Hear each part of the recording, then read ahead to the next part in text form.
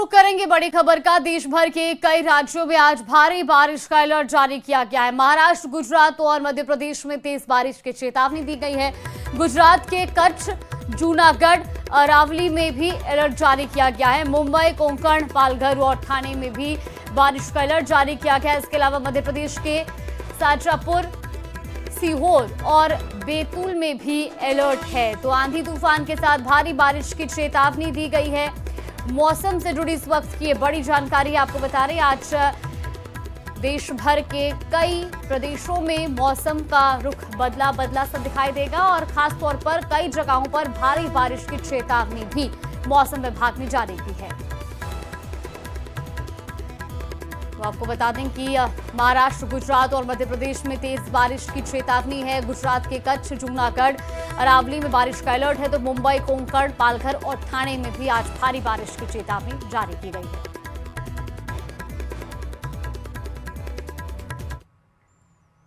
हिमाचल प्रदेश के कुल्लू में भारी बारिश के चलते देर रात अचानक फ्लैश फ्लड आ गया। तेज बारिश से आए इस सैलाब में नाले के किनारे खड़ी गाड़ियों को नुकसान पहुंचा है। गनीमत रही कि इस घटना में किसी तरह की जनहानि नहीं हुई है। वहीं शिमला के कोटखाई इलाके में जबरदस्त लैंडस्लाइड हुआ है। पहाड़ी के दरकने की खौफनाक तस्वीर भी सामने आई। पल भर में ही पूरी तरह से पहाड़ दरक गया और कई टन मिट्टी एक साथ पहाड़ से गिरती नजर आई। पहाड़ से मलबा गिरने की वजह से नीचे से गुजरने वाली सड़क बंद हो गई, जिससे बड़ी संख्या में सेब की गाड़ियां फंस गई हैं। फिलहाल देखिए तस्वीरें आपको टीवी स्क्रीन पर दिखा रहे हैं। भारी बारिश के बीच किस तरीके से हिमाचल प्रदेश के हालात बने हुए हैं। कुल्लू की तस्वीरें आपको दिखा रहे हैं जहां पर फ्लैश फ्लड देखा गया। इसके अलावा शिमला की तस्वीरें आप देखिए जहां कितनी जबरदस्त तरीके से मलबा पहाड़ी से नीचे आ रहा है और ऐसे में कई जगहों पर आवागमन भी प्रभावित हुआ है। एक तरफ जहां मलबा आने से सड़क मार्ग अवरुद्ध हो गया है, जिससे सेब की कई गाड़ियां फंसी हुई हैं। शिमला के कोटखाई इलाके में जबरदस्त लैंडस्लाइड देखने को मिला है।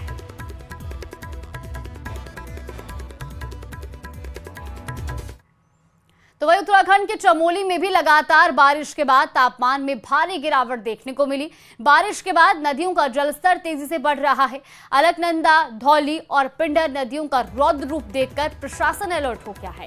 नदी किनारे रहने वाले लोगों को सुरक्षित जगहों पर जाने की भी सलाह दी जा रही है। फिलहाल तस्वीरें भी देखिए उत्तराखंड के चमोली की।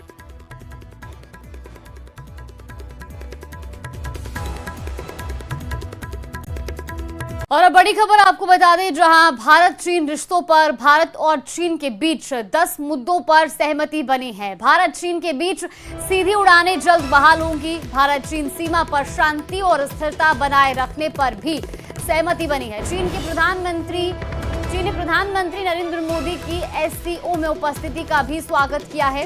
ये बड़ी खबर आपको बता रहे हैं। इस वक्त की महत्वपूर्ण जानकारी। दरअसल चीन के विदेश मंत्री भारत दौरे पर थे। इस बीच उन्होंने प्रधानमंत्री नरेंद्र मोदी, NSA अजीत डोभाल और विदेश मंत्री से मुलाकात की। और अब इस बीच ये महत्वपूर्ण जानकारी आ रही है कि भारत और चीन के बीच 10 मुद्दों पर सहमति बनी है।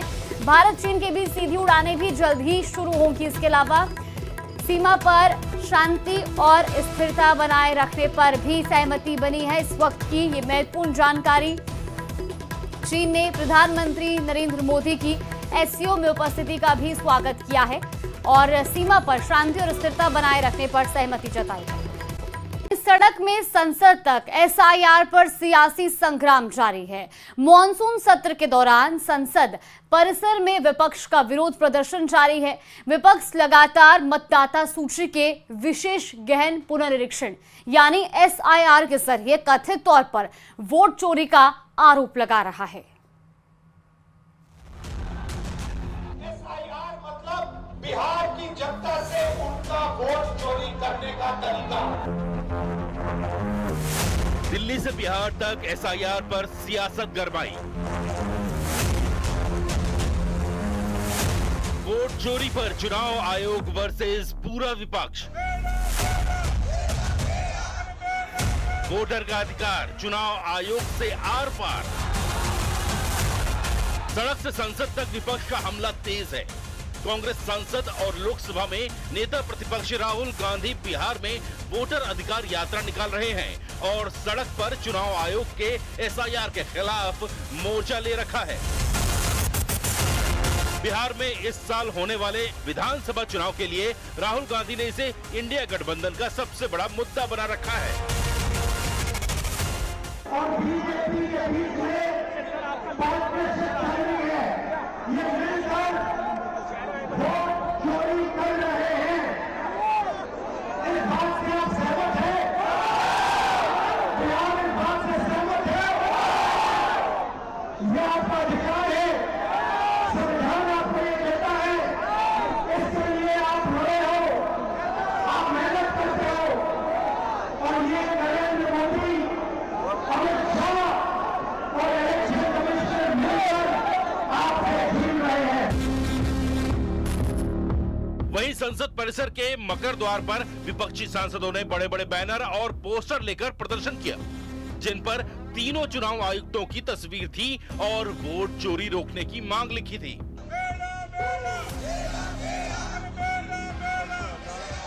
जो भी वोट चोरी हो रहे हैं, वोट में बदलाव कर रहे हैं और वोटों की हेराफेरी हो रही है, गड़बड़ी हो रही है, इसके खिलाफ हम पूरे देश में ये माहौल बनाना चाहते हैं कि तुम्हारे ऊपर अन्याय हो रहा है, देख लो और आपके वोट की छानबीन कर लो, ताकि ऐसा चोरी करके अगर गद्दी पे बैठेंगे तो वो कोई डेमोक्रेसी के लिए हितकारी नहीं है और डेमोक्रेसी के लिए वो अच्छा भी नहीं है। संविधान की हत्या है ये। और आज जो इलेक्शन कमिश्नर बोल रहे हैं, धमकी दे रहे हैं हमको कि अगर आप एफिडेविट नहीं दिए 7 दिन में हम वो करेंगे, ये करेंगे। उनके पास एक हथियार है तो हमारे पास भी हथियार है, हम भी वो सुरक्षित रखे वक्त पे खर्च करेंगे। कि ये जो वोट चोरी का पूरा मुद्दा है, इसके बारे में बात करें, समझाएं जनता को। अगर ये सच नहीं है तो बताएं जनता को। राहुल जी पर बहुत हमले हो रहे हैं, कह रहे हैं कि वो हंगामा क्रिएट कर रहे हैं। राहुल जी किसी हमले से नहीं डरते, सह लेंगे सब कुछ और लड़ते रहेंगे, बिल्कुल पीछे नहीं हटेंगे।